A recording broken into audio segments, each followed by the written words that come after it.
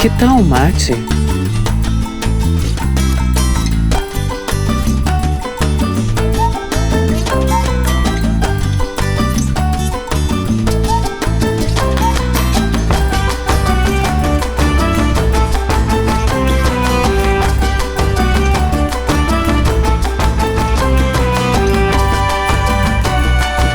Esse é o podcast do Assan Círculo.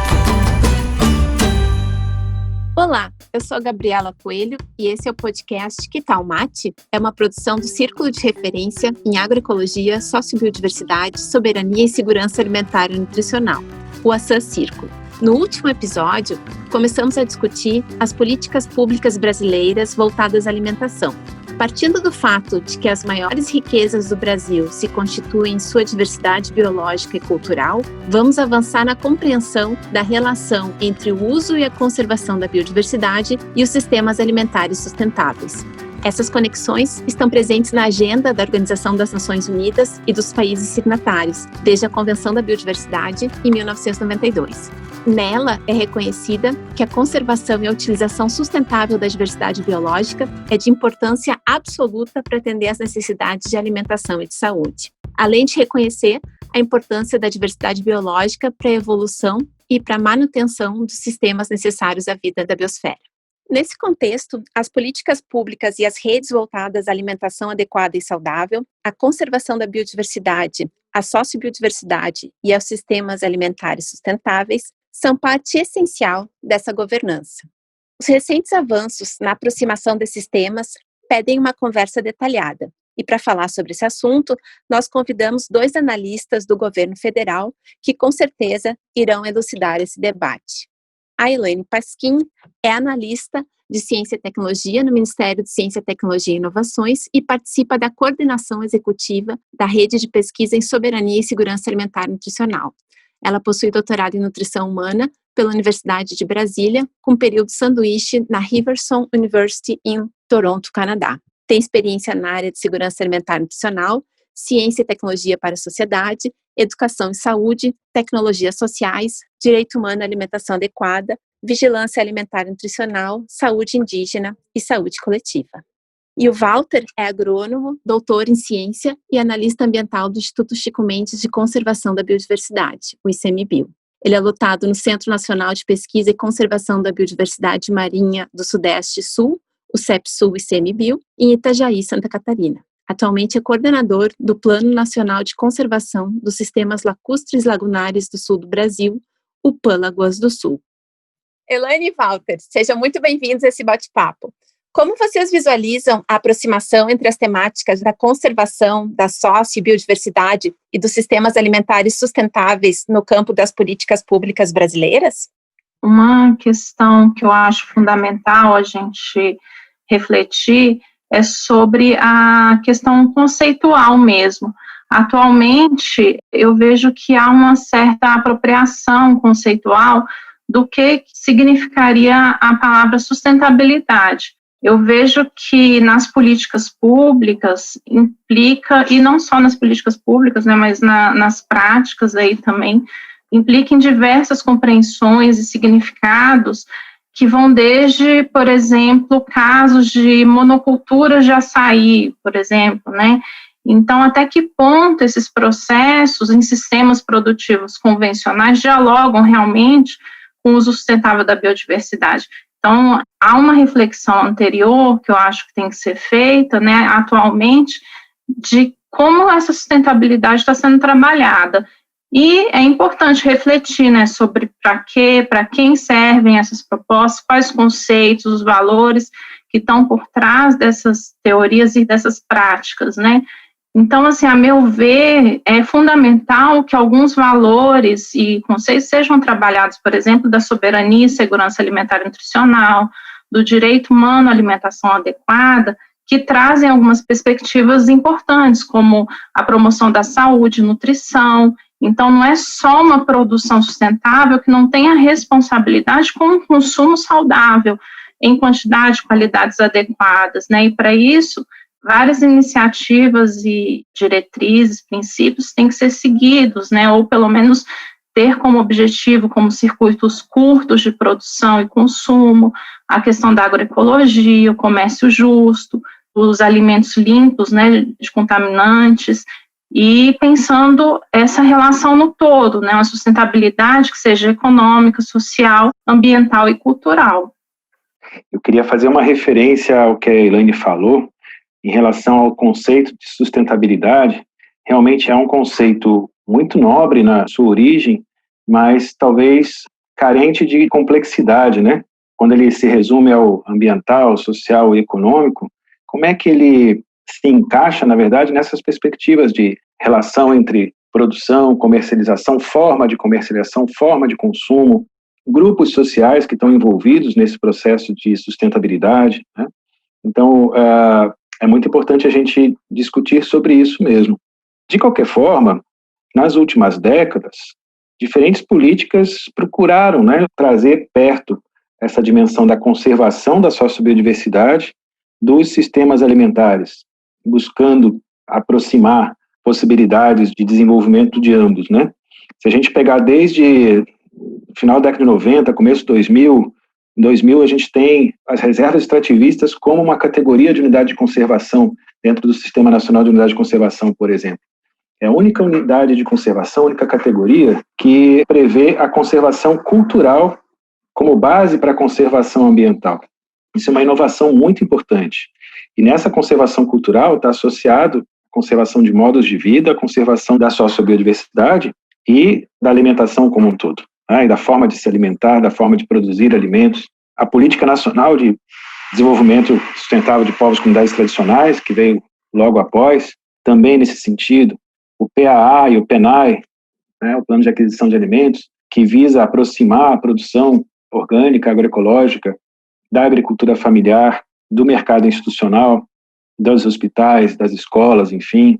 O Plano Nacional para a Promoção dos Produtos da Sociobiodiversidade, também colocando questões de preço, de mercado, de facilitação de mercado de produtos da sociobiodiversidade, a Política Nacional de Agroecologia e Produção Orgânica, enfim, há vários instrumentos que nas últimas décadas buscaram fazer essa aproximação entre produção associada à conservação da biodiversidade e sistemas alimentares. É óbvio que há um grande caminho a seguir, né? O primeiro é realmente manter essas políticas vivas, com envolvimento social, com envolvimento institucional, e com direcionamento de recursos públicos, né, para suas execuções, e com realmente o interesse do poder público nas diferentes esferas, municipal, estadual e federal para isso, mas também aprimorar cada vez mais instrumentos inovadores, realmente que possam agregar aspectos como comércio solidário, como cadeias curtas, como valorização dos modos de vida tradicionais associados às cadeias de comercialização. Esses sistemas de produção e beneficiamento tradicionais, eles tendem a gerar muito mais conservação de biodiversidade, muito mais diversidade de alimentos produzidos nos mesmos espaços, muito mais qualidade ambiental, e eles são muitas vezes invisíveis, sequer são considerados como sistemas produtivos. É preciso fazer um esforço de resgate, de identificação, de mobilização dos atores associados a esses sistemas e de articulação com o consumo, com os consumidores de forma geral, a partir de instrumentos e de políticas realmente eficazes, né? E aí potencializando tanto a conservação pelo uso, porque são sistemas produtivos que conservam na medida que são praticados, com a segurança alimentar e nutricional, tanto no campo quanto na cidade. Walter, Elaine, agradeço esse primeiro panorama sobre essas aproximações. E Elaine, como que tu visualizas o papel das redes voltadas à soberania e segurança alimentar e nutricional no Brasil? Tu poderias nos apresentar a rede LASAN? Qual é o seu papel na governança da segurança alimentar e nutricional e da sociobiodiversidade? Bom, existem diversas redes que dialogam com a soberania e segurança alimentar e nutricional. Por exemplo, as redes, né, de agroecologia, a rede, por exemplo, de comunidades que sustentam a agricultura, as redes locais, né, organizadas tanto nas regiões ou pelas universidades, e redes organizadas com apoio governamental, né? A rede LASAN, ela surge num contexto de conversa entre governo e academia, né? E por volta de 2012, em que o MCTI, o Ministério de Ciência e Tecnologia, participa da Comissão de Ciência e Tecnologia na época da Unasul, né, que ainda existia. E a gente apresenta um projeto que tinha sido apresentado a nós da Universidade Federal do Paraná. Infelizmente, naquele momento, por questões pessoais, o professor não pôde continuar no projeto com a gente, e a gente levantou outras iniciativas que já existiam, né, com apoio do Ministério. Identificamos na FINEP, que é uma instituição vinculada ao Ministério, a rede SANS, que é uma rede de São Paulo, né, que articula academia e sociedade, e onde a gente começou, então, a dialogar uma proposta para estruturar uma rede nesse formato, mas para o Brasil inteiro. Então, em 2013, a gente lança uma primeira chamada, com a proposta, então, de fazer articular e internacionalizar a pesquisa em SAM no Brasil, para a América Latina na época e África.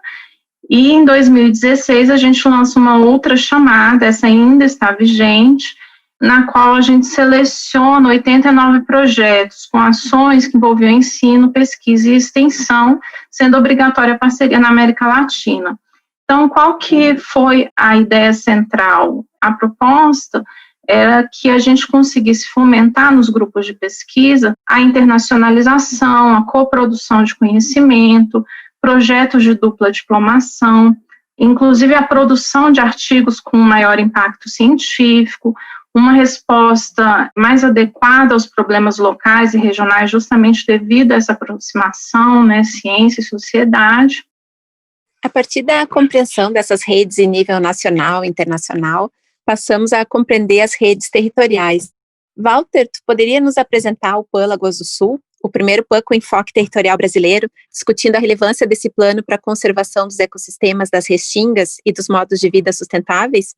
E vale a pena considerar que as restingas foram recentemente foco de discussão sobre a diminuição de sua proteção. É importante primeiro contextualizar o que são os PANs, os Planos de Ação Nacionais para a Conservação das Espécies.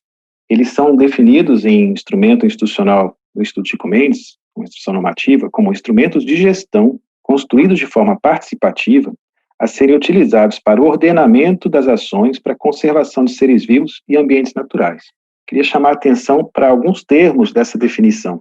É um instrumento de gestão construído de forma participativa e para ordenar ações para a conservação. Os PANs surgem como uma alternativa para se chegar no que diz a meta 12 de Aichi, quando em Nagoya, lá em 2010, houve uma reunião dos vários países do mundo propondo metas de desenvolvimento sustentável para que em 2020, uma dessas metas é a meta 12, né? Para que em 2020 a situação das espécies ameaçadas fosse bastante reduzida. A gente já está em 2020 e isso não aconteceu. Tá? Mas um instrumento que continua forte para isso são os PANs, não só no Brasil, quanto em vários outros países do mundo. No Brasil, os PANs são conduzidos pelo Instituto Chico Mendes, quando se trata, em geral, de espécies da fauna, e espécies da flora, os PANs são conduzidos pelo Jardim Botânico do Rio de Janeiro. Existem dezenas de PANs desde o início do seu processo de institucionalização, conduzidos pelo Instituto Chico Mendes, e um deles é o PAN Lagoas do Sul. Esse PAN, como a professora Gabriela falou, ele tem um enfoque territorial, e a gente vai explicar um pouquinho como é que a gente pensa esse enfoque. É importante a gente contextualizar que as restingas são um ecossistema bastante vulnerável hoje. A restinga é um ecossistema do litoral brasileiro, onde está a grande maioria da população, onde tem uma série de empreendimentos e que causam impactos sobre as espécies, sobre esses ecossistemas. No caso do sul do Brasil, no Rio Grande do Sul e sul de Santa Catarina, as restingas se dão em meio às lagoas, há uma grande quantidade de lagoas. Nessas lagoas há também marismas. Existe uma peculiaridade da região extremo sul do Brasil que não se formam manguezais na sucessão das marismas. As marismas são um conjunto de espécies herbáceas que ocorrem nas margens das lagoas, tá? E que, junto com condições da água das próprias lagoas, geram ambientes altamente produtivos, que servem de base de cadeia alimentar para peixes que vão sair das lagoas do sul e sair pelos oceanos afora e gerar cadeias produtivas de milhares de pescadores, como é o caso da tainha, por exemplo, também é base de cadeia alimentar de aves, muitas aves migratórias que vêm de outros continentes se alimentar nessa região. Então, é um ambiente realmente muito especial, com uma grande diversidade e uma necessidade de conservação. Então, se montou o Plano de Ação Nacional para a Conservação das Lagoas do Sul. As espécies ameaçadas que ocorrem nessa região, categorizadas como espécies ameaçadas, são 133 espécies da flora e 29 espécies da fauna. Muito bem, como é que a gente pensou em fazer um plano de ação para essa região? A gente tinha como hipótese que nessa região havia e há uma grande quantidade de grupos, de fóruns, de espaços coletivos, pensando sobre territórios, pensando sobre determinados espaços com algum enfoque. E fomos perguntar para esses representantes desses fóruns e conselhos se havia ações sendo debatidas, sendo deliberadas, que poderiam gerar impactos positivos para a conservação ambiental ou das espécies. Chegamos em conselhos de unidades de conservação, em fóruns lagunares, como o Fórum da Lagoa dos Patos, como o Fórum do Delta do Jacuí, comitês, enfim, espaços coletivos em que se discutia e que se discute ações do ponto de vista territorial. Nesse processo, identificamos 73 ações sendo desenvolvidas por uma quantidade de fóruns relativamente semelhante. Essas ações envolvem ações de educação ambiental, de articulação social, de geração e implementação de políticas públicas, de produção agrícola diferenciada, seja sistemas agroflorestais, seja a produção agroecológica, a produção de frutas nativas, a pecuária orgânica, envolve ações de busca de adequação de políticas públicas em nível municipal, estadual. Então, definido esses fóruns e essas ações, chamamos uma grande reunião e nessa reunião fizemos a elaboração do PAN.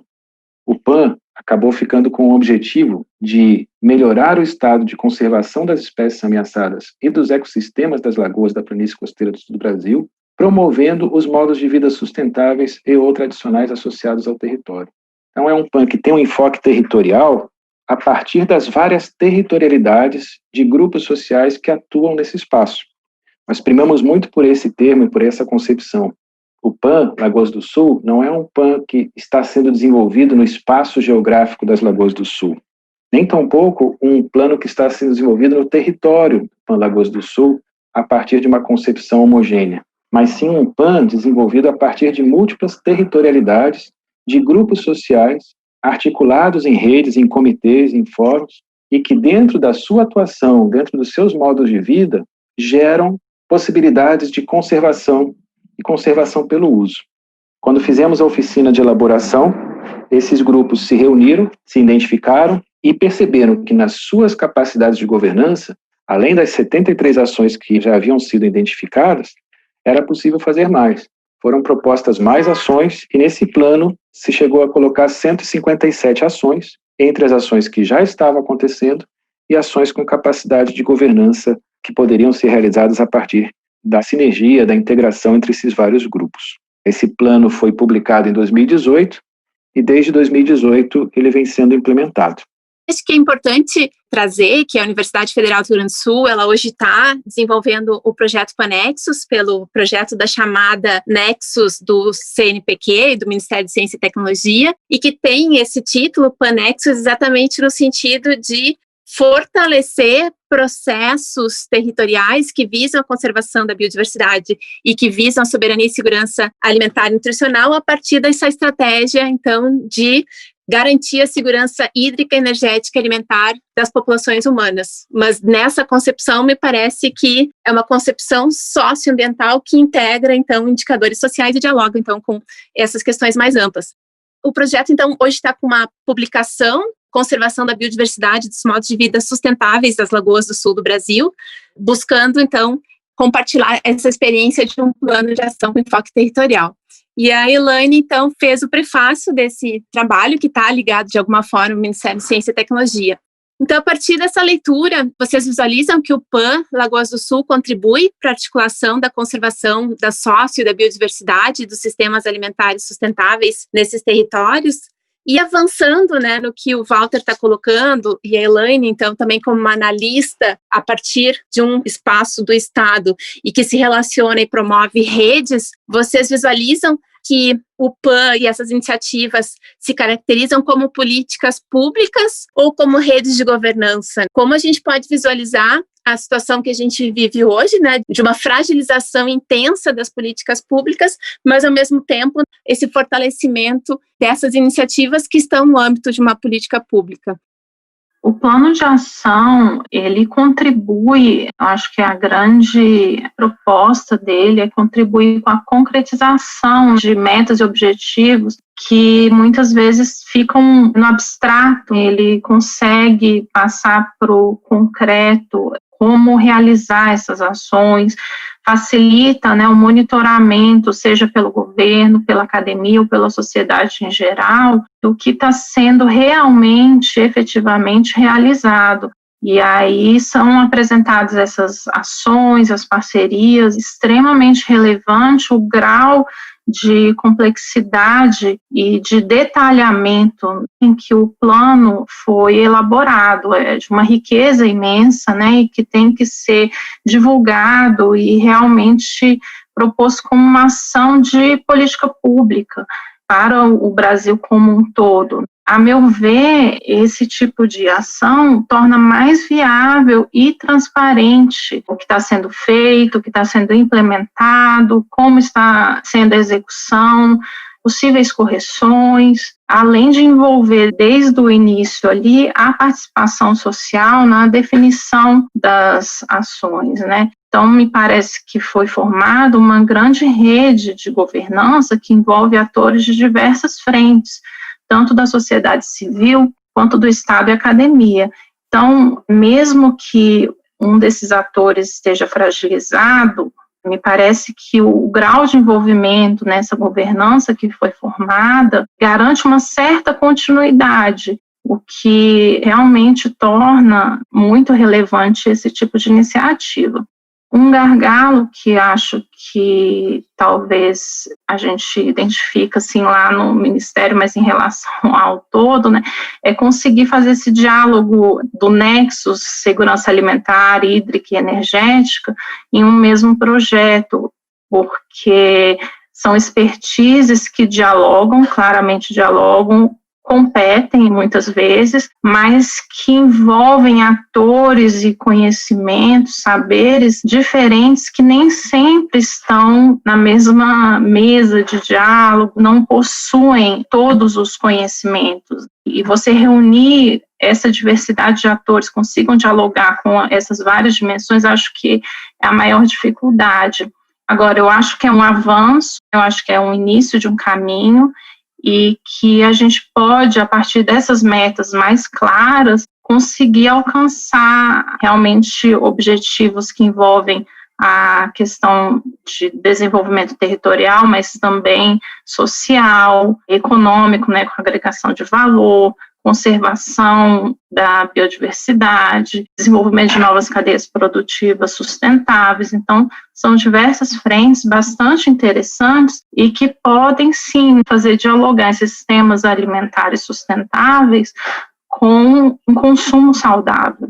Esse tipo de iniciativa permite responder aos problemas locais, fazendo uma sinergia entre a política pública e a sociedade, fazendo com que seja capaz de responder melhor aos problemas da realidade local. Então, os impactos sociais, econômicos, tecnológicos, de saúde, tendem realmente a refletir a necessidade que é encontrada por esses atores que participaram desde o início, né, e continuam participando do processo, além, obviamente, do impacto científico e de formação, tanto de estudantes, gestores, pesquisadores e da própria comunidade envolvida, né, que pode participar não só como comunidade ou sujeito de pesquisa, mas como pesquisadores, junto com o grupo de pesquisadores, né, não pesquisadores acadêmicos, mas pesquisadores que trazem seus saberes locais e tradicionais para ampliar o conhecimento dos próprios pesquisadores e estudantes. Como a gente falou antes, o PAN Lagoas do Sul é um PAN com enfoque territorial a partir das suas várias territorialidades,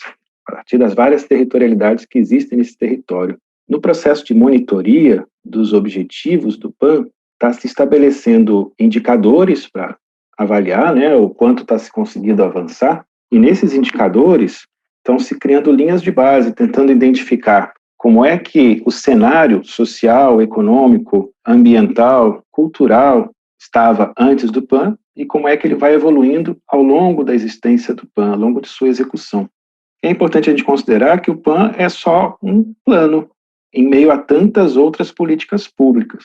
É um plano que envolve redes, envolve um processo amplo de articulação de governanças, mas é um plano que se dá em meio a vetores econômicos e vetores políticos, muitas vezes contrários ao processo de conservação ambiental, ainda mais de conservação pelo uso ou de articulação de modos de vida tradicionais.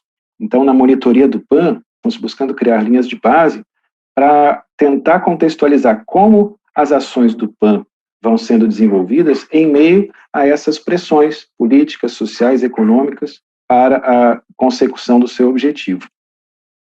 Tendo em vista a necessidade de disponibilização de indicadores para monitoramento de políticas brasileiras, entre elas o PAN Lagoas do Sul, Elaine, o Brasil tem um sistema de informações que disponibilize dados sobre conservação da biodiversidade e soberania e segurança alimentar e nutricional, em especial sistemas alimentares sustentáveis? Atualmente, nós temos várias bases de dados que estão dispersas e fragmentadas. Então, atualmente, os grupos de pesquisa, a sociedade, têm dificuldade de agrupar e ter uma visualização do todo dessas iniciativas. Então, por exemplo, no Ministério de Ciência e Tecnologia, a gente tem o CIB-BR, né, voltado para a questão da biodiversidade. A gente tem dados de pesquisas nacionais, como da PNAD, da POF, do IBGE, bancos de dados de pesquisas governamentais, como do Ministério da Saúde, do Vigitel, por exemplo.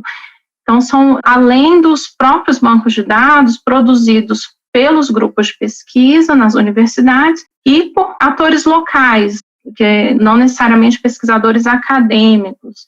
Então, a gente tem inúmeros bancos de dados, porém, sem esse diálogo que nos facilite essa visualização do todo. Um exemplo é o próprio OBSAN, da URGS, o Observatório Socioambiental em Segurança Alimentar e Nutricional, que reúne dados de pesquisas nacionais e locais, e o que é interessante também do OBSAN é a valorização da discussão que foi promovida no âmbito do controle social, ao ser construído com base em uma matriz de indicadores produzida pelo Conselho Nacional, o Conselho Nacional de Segurança Alimentar e Nutricional, na época ainda existente, e pela CAISAN Nacional, que era a Câmara Interministerial de Segurança Alimentar e Nutricional.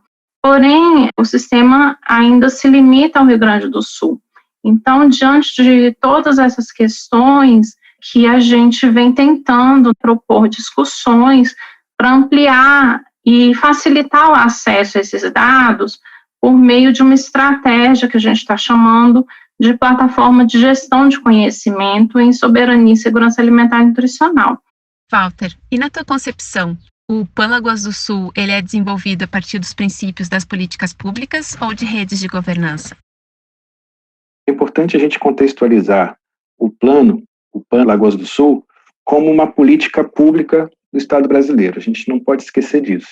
O PAN está estabelecido institucionalmente como uma política pública do Estado brasileiro.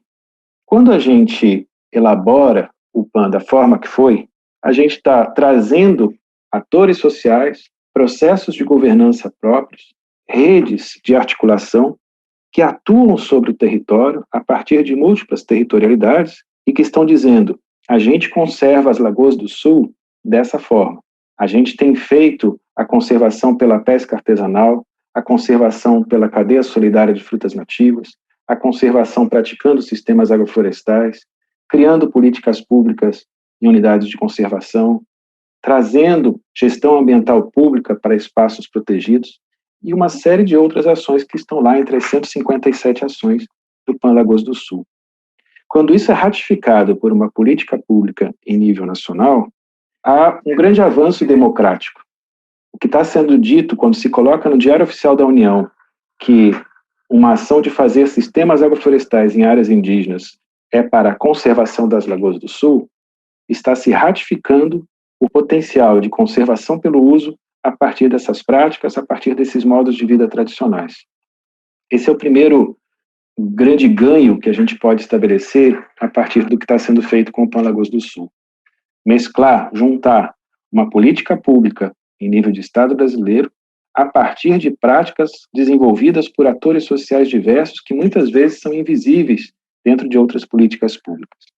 Um segundo grande ganho nesse processo é justamente a capacidade de, uma vez estabelecido o plano e tendo processos relacionados a ele, encontros, seminários, trocas de experiências, divulgação, boletim trimestral do PAN, uma série de outras atividades que envolvem a interação entre os vários atores, se estimula cada vez mais as redes de governança e a troca entre essas redes.